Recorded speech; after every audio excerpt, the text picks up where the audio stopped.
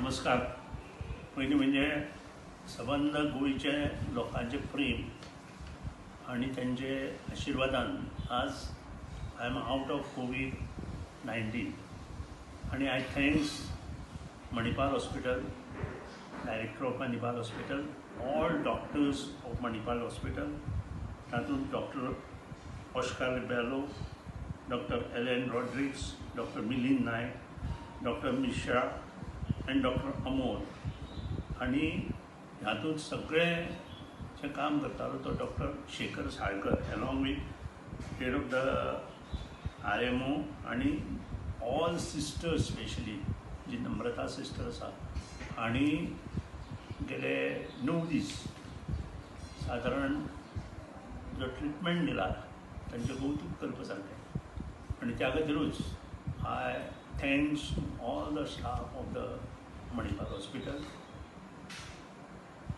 also the donors of the plasma, those who have donated plasma to me and also to others where they are donating. हांव request करता सबंद गोंयच्या डोनर्सांक की तांणी फुडें सरचें यंग जनरेशनान. जो plasma therapy is the only therapy to get out from COVID. आणि त्या खातीर प्रत्येकान जाता आसत जाल्यार आपले परीन किंवा दुसऱ्याक मदत करपा खातीर प्लाज्मा डोनेट करची. शिवाय जो कोविड-19 आसा तो आज पसरत आसा. गव्हर्मेंटा कडेन ज्यो फॅसिलिटी आमी 6 म्हयने पयलीं सांगिल्ल्यो, स्पेशली जे मशीन म्हणजे जो व्हेंटिलेटर टायप HFCNO2 हे जे मशीन आसा ते अवेलेबल आसपाक जाय. आणि म्हजे म्हायती प्रमाणे फक्त 20 ते 25 मशिनां प्रायवेट हॉस्पिटल एज वेल एज गोवा मेडिकल कॉलेजींत आसा. आज जवळ जवळ म्हाका जी म्हायती मेळ्ळ्या ती जवळ जवळ 200 व्हेंटिलेटर्स येवन गोवा मेडिकल कॉलेजींत बसोवपाची उरल्या. पूण हे व्हेंटिलेटर पेक्षा ही मशीन एट